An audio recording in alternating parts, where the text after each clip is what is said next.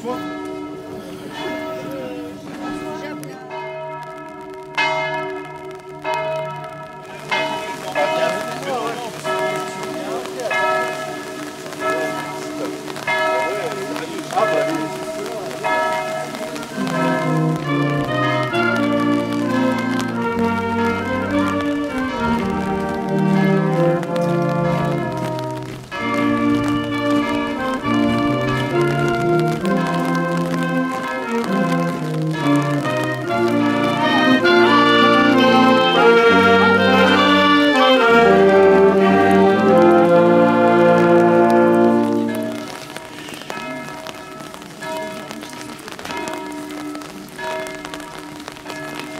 De la formation, garde à vous.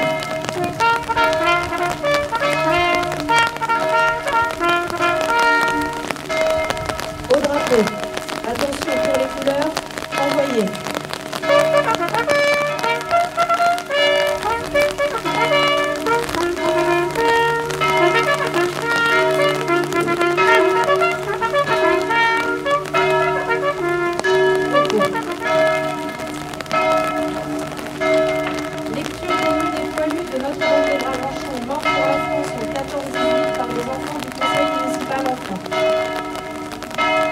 Chédru Victor, mort pour la France. 1914, Assenard Xavier, mort pour la France. 1914, David Albert, mort pour la France. 1914, Joly Georges, mort pour la France. Hardy Edmond, mort pour la France. 1914, Mieux Eugène, mort pour la France. 1914, Patin Georges, mort pour la France. 1915, Chédru Jules, mort pour la France. 1915, Gou Gaston, mort pour la France. 1915, Leblond Eugène, mort pour la France. 1916, Bénard Paul, mort pour la France. 1916, Gou André, mort pour la France. 1916, Isaac Isidore, mort pour la France. 1916, Le Maire Marcel, mort pour la France. 1916, Le Tailleur Georges, mort pour la France. 1917, Dujardin Joseph, mort pour la France. 1917, Gauthier Adolphe, mort pour la France. 1917, Létor Wilfried, mort pour la France. 1918, Bourdenec Auguste, mort pour la France. 1918, Denis Rémy, mort pour la France. 1918, Dubois André, mort pour la France. 1918, Fiquet Edmond, mort pour la France. 1918, Lefebvre Léon, mort pour la France. 1920, Beauchamp et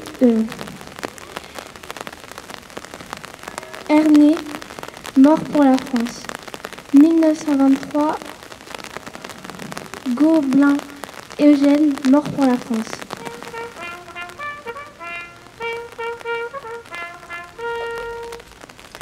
Lecture du message de la secrétaire d'État auprès de la ministre des Armées par Virginie Carolo-Luttrot. Novembre 1923, cela fait 5 ans déjà que, dans la clairière de Rotonde, le maréchal Foch a apposé sa signature sur la convention d'armistice.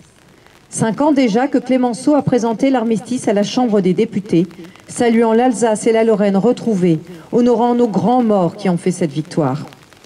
Et dans cette heure terrible, à l'appel du carillon des églises et des beffrois, dans le silence des canons qui se sont tus, coulent à travers tout le pays des larmes de soulagement et de fierté. Le 11 novembre 1923, cela fait 5 ans que les blessures cicatrisent lentement. Sur les visages des gueules cassées, dans le cœur des veuves, dans la solitude des orphelins, devant les tombes ouvertes pour un fils ou un père, au monument aux morts dont s'est couvert le pays, les Français sont devenus des sentinelles de l'oubli. Le 11 novembre n'est plus seulement une date, c'est devenu le rassemblement de tous les Français. C'est le 11 novembre 1920, quand le soldat inconnu est porté sous l'arc de triomphe pour ne jamais oublier le prix de la victoire. C'est le 11 novembre 1923, quand André Maginot allume la flamme, présence vivante du souvenir des morts, une flamme qui ne s'est plus jamais éteinte depuis. C'est le 11 novembre 1940, Quand, dans le désarroi des consciences, les lycéens et les étudiants de Paris font de la flamme un symbole de résistance. Quand chez nos compatriotes alsaciens et mosellans, occupés de leur patrie, la résistance s'organise. C'est le 11 novembre 1943, quand les résistants de l'Ain devancent la libération en défilant dans Oyonnax. C'est aussi le 11 novembre 1944, quand la France retrouve le droit de célébrer la victoire. Alors, face aux noms inscrits sur les monuments devant lesquels nous sommes rassemblés, nous nous souvenons de tous les morts pour la France qui trouvent le repos dans nos mémoires reconnaissantes. Nous nous souvenons de ceux de 14, de ceux de 40 et de 44, de ceux de 1954 et de 1962, de ceux de 1983 ou de 2008 et de tous les autres. Nous nous souvenons de l'adjudant-chef Nicolas Latourte, du sergent-chef Baptiste Gauchot et du sergent-chef Nicolas Mazier, tous trois morts pour la France, en août 2023. Le 11 novembre est dédié à tous ceux qui sont tombés pour défendre notre nation, notre liberté, nos valeurs, sur notre sol, comme une opération extérieure. Ils ont des droits sur nous, comme nous avons des devoirs à leur égard. Alors, portons lucidement leur héritage, car c'est en honorant leur sacrifice que se construit l'avenir de notre nation, sans jamais douter de notre capacité à nous relever des plus grands périls. Portons fièrement le bleuet de France, cette fleur dont l'éclosion ramenait la vie sur la terre déchirée des champs de bataille, qui désormais honore les morts et soutient ceux qui restent. Aujourd'hui, la flamme brille sous l'arc de triomphe depuis 100 ans, durant lesquels les Français n'ont jamais cessé de clamer. Vive la République et vive la France!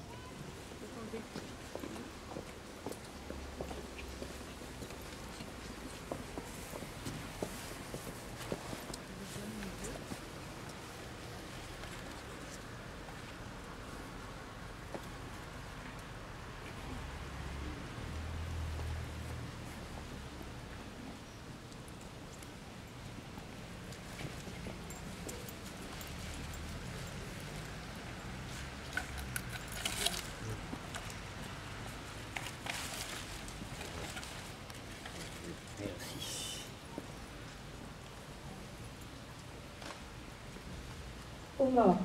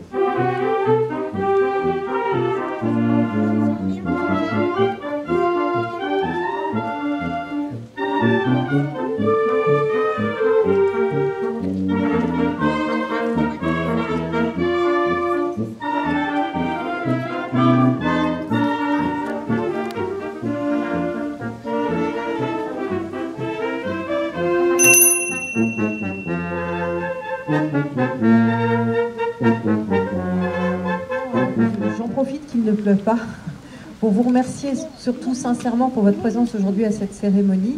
Remercier bien évidemment l'ensemble des élus. Je salue Alice, le nouveau maire du conseil municipal enfant, les sages, l'ensemble des élus présents, mais aussi les sapeurs-pompiers, les gendarmes, les policiers qui sont présents, ainsi que tous les habitants qui participent fidèlement à cette cérémonie qui est hautement importante, peut-être cette année encore un peu plus.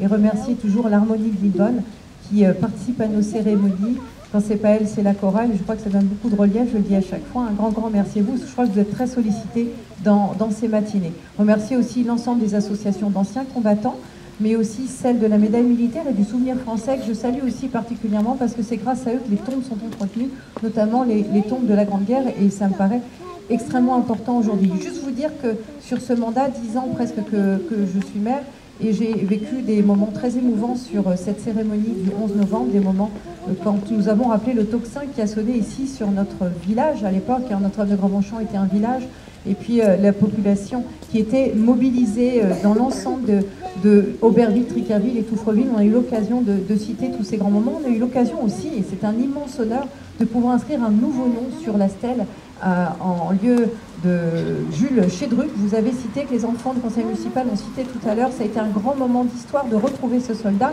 qui est né à Grand-Bonchamp et qui est mort dans les Ardennes pendant le conflit de 14-18. Et comme on parlera aussi des fusillés du Mont Valérien lors de la cérémonie du 8 mai, nous avons beaucoup de recherches historiques pour parler des habitants de notre territoire qui ont fait l'honneur des champs de bataille, qui se sont battus pour que nous gardions notre liberté.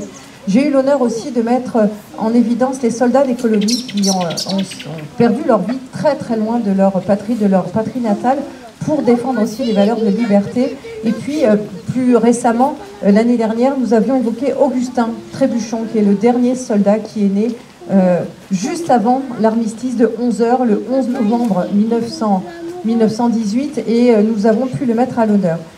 Cette année, je cherchais quoi vous dire rapidement en quelques mots, et en fait, c'est mes enfants qui m'ont malheureusement, de manière très glaçante, trouver le mot de la fin de cette cérémonie que je tenais à partager avec vous. À l'aune des événements qui ont été évoqués dans les différents discours des ministres ou des représentants des associations d'anciens combattants, on a évoqué le conflit en Ukraine. Un conflit effectivement larvé exactement de la même nature que la DER. Cela nous faisait froid dans le dos l'année dernière, mais cette année, l'horreur est montée d'un cran avec le conflit israélo-palestinien. Un conflit qui nous ramène à une guerre que nous avions, une guerre et aussi à un antisémitisme que nous avions probablement oublié, malgré quelques prémices, quelques signes, et nous avions oublié trop sérieusement. Et je pense qu'aujourd'hui, la question que mes enfants qui m'ont plus glacée, c'est de me dire, il y a quelque temps, maman, est-ce que nous serons mobilisés nous aussi un jour? Je peux vous assurer, avec beaucoup d'émotion, que je n'aurais jamais imaginé qu'un de mes fils de 20 ans puisse me poser cette question-là. Aujourd'hui, c'est dans toutes les têtes, et je crois que ces cérémonies sont là encore plus importantes, pour montrer aux yeux du monde que c'est pas la guerre qui réglera les conflits, que c'est bien la fraternité entre les peuples, la paix dans le monde, qui peut faire en sorte que nous puissions vivre en harmonie sur cette planète. Et il faut se battre, se combattre et ne jamais cesser de commémorer tout ça. Je vous remercie, et à tout à l'heure pour ceux qui le souhaitent, enfin qui sont à la salle des zones, et bon verre de l'amitié avec les élus du conseil municipal. Un grand merci à vous pour votre présence. N'hésitez pas de mettre un pouce si vous aimez sur mes vidéos. Ça me fera plaisir. Allez, au revoir.